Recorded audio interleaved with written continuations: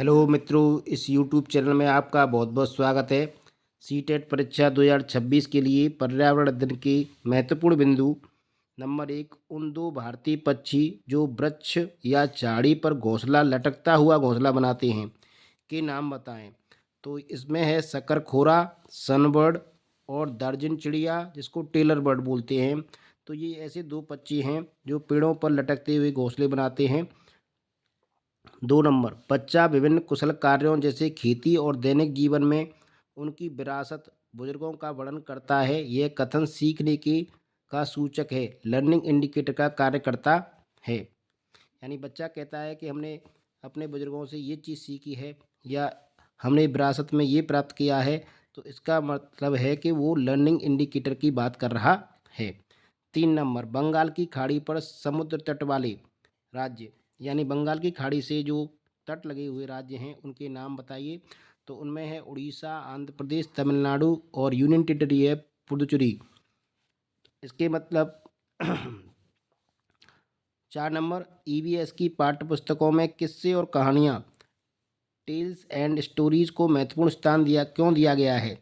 क्योंकि बच्चों का पर्यावरण से संबंधित मुद्दों के प्रति संवेदनशीलता विकसित करने के लिए अक्सर किस्से और कहानियों का इस्तेमाल महत्वपूर्ण माना गया है। बच्चे कहानी के पात्रों से अपने आप को आसानी से जोड़ लेते हैं, इसलिए इनको पाठ्य पुस्तकों का महत्वपूर्ण स्थान दिया गया है। तो किस्से कहानी सुनाने से बच्चे चीज़ से अच्छी तरह परिचित हो जाते हैं और अपने आप को जुड़ाव महसूस करते हैं, इसलिए ईवीएस की पुस्तकों में किस्से एवं कहानियों को ज़्यादा स्थान दिया गया है। 5 नंबर, प्राथमिक स्तर पर ईवीएस को एक एकीकृत दृष्टिकोण में संचालित करने की सिफारिश की जाती है, क्योंकि ईवीएस विषयों से मुद्दों को आकर्षित करता है, जैसे विज्ञान, सामाजिक विज्ञान और पर्यावरण शिक्षा, और यह समग्र समझ विकसित करने में मदद करता है। 6 नंबर, एक ईवीएस शिक्षक के रूप में आप छात्रों को वयस्कों के आसपास अपनी सुरक्षा के बारे में जागरूक करना चाहते हैं, ताकि वे अपनी देखभाल कर सकें और यौन उत्पीड़न का शिकार न हो। इसके लिए आपको छात्राओं के लिए आत्मरक्षा कार्यशाला आयोजित करनी, इसमें गुड टच, बैड टच तथा पोस्को एक्ट 2012 के बारे में बताएं आदि बिंदु आप बता सकते हैं। अपसारी प्रश्न, डाइवर्जेंट क्वेश्चन। तो अपसारी और अभिसारी प्रश्न क्या हैं?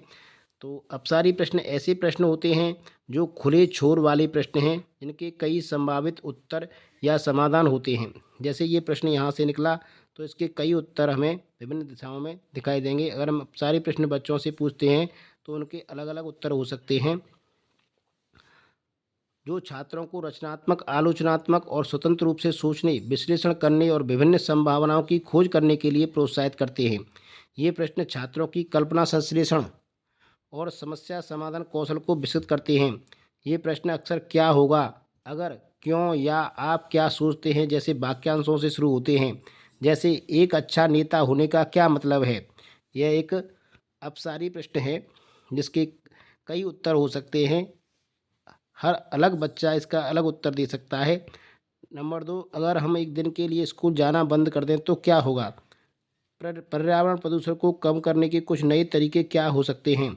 आप इस कहानी के अंत को कैसे बदलेंगे? क्या होगा अगर पृथ्वी के सभी पक्षियों को मार दिया जाए? तो ये 2024 जुलाई सीटेट परीक्षा में पूछा गया था। ईवीएस कक्षाओं में मानचित्र पठन गतिविधि छात्रों में निम्न योग्यताओं और कौशलों का विकास करती है। वे ये हैं: स्थानों की सापेक्ष स्थिति को समझना, स्थानों की दिशाओं को समझना, प्रतीकों और पैमानों को समझना। 9 नंबर, मैती आंदोलन, जिसमें शादी के समय दूल्हा दुल्हन द्वारा फलदार पौधा लगाने की प्रथा के जरिए पर्यावरण संरक्षण को बढ़ावा दिया जाता है। मैत मायका और बेटी के भावनात्मक संबंध से संबंधित है। यह आंदोलन उत्तराखंड के चमोली जिले के ग्वालदम कस्बे में 1995 में कल्याण सिंह रावत ने आरंभ किया था। पॉइंट नंबर 10, जब भारत में 7:30 शाम के बज रहे हों तो उसी दिन दो दोपहर के 2 PM कहाँ बज रहे होंगे?